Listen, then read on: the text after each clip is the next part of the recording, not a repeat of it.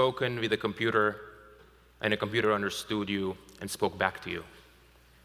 With the rate of progress being that it is, it's not difficult to imagine that at some point in the future, our intelligent computers will become as smart or smarter than people. And it's also not difficult to imagine that when that happens, the impact of such artificial intelligence is going to be truly, truly vast. And you may wonder, is it going to be okay when technology is so impactful? And here my goal is to point out the existence of a force that many of you may have not noticed. That gives me hope that indeed we will be happy with the result. So, artificial intelligence, what is it and how does it work? Well, it turns out that it's very easy to explain how artificial intelligence works. Just one sentence. Artificial intelligence is nothing but digital brains inside large computers. That's what artificial intelligence is. Every single interesting AI that you've seen is based on this idea.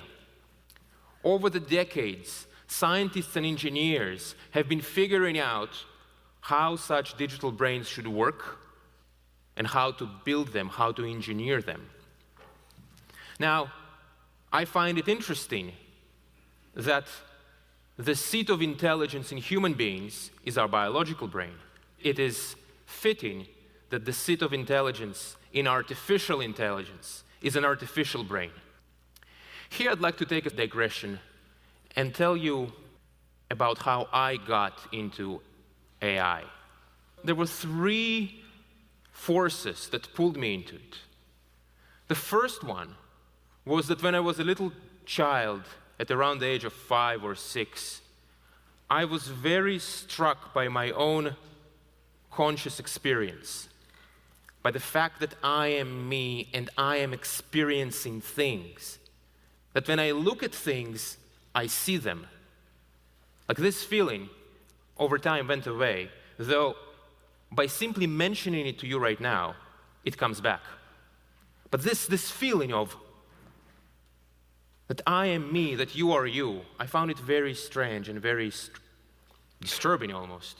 And so when I learned about artificial intelligence, I thought, wow, if we could build a computer that is intelligent, maybe we will learn something about ourselves, about our own consciousness. That was my first motivation that pulled me towards AI.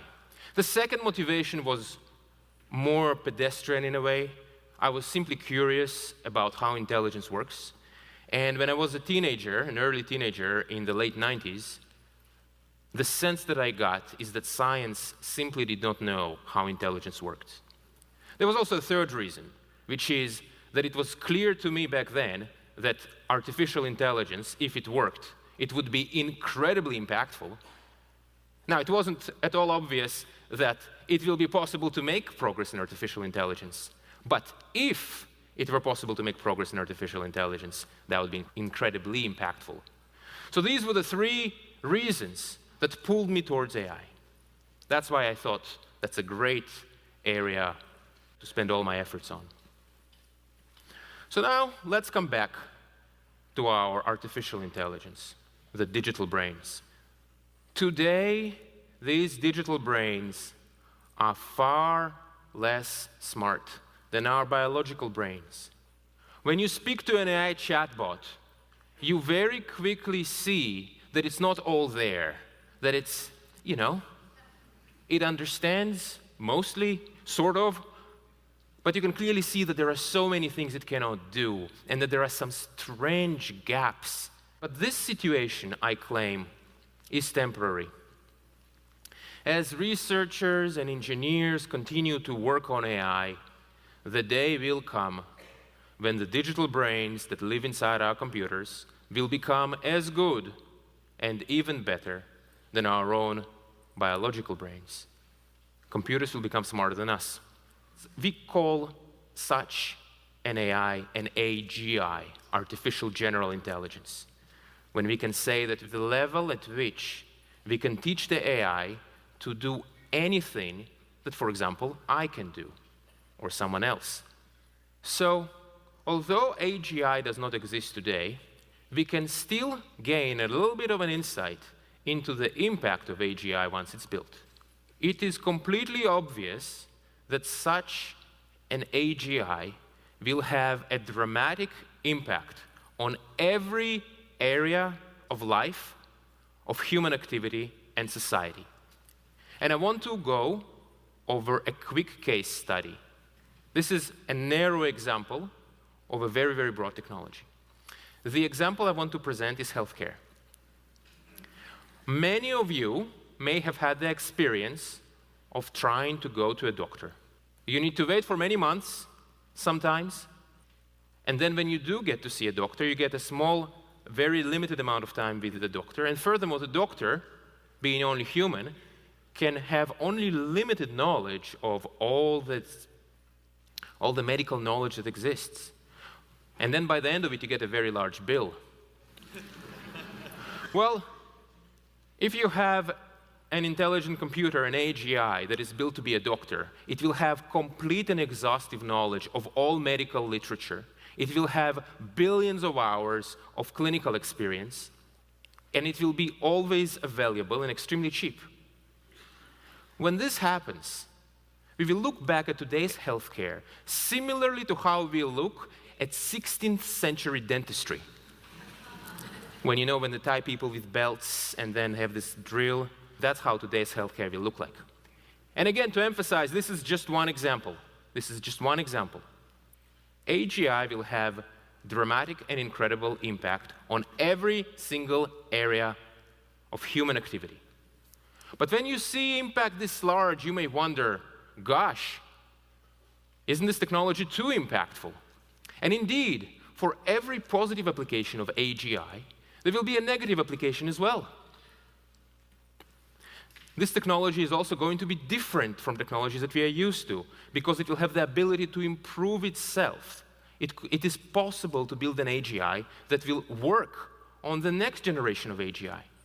The closest analog we had to this kind of rapid technological improvement when the Industrial Revolution has taken place, where the material condition of human society was very, very constant.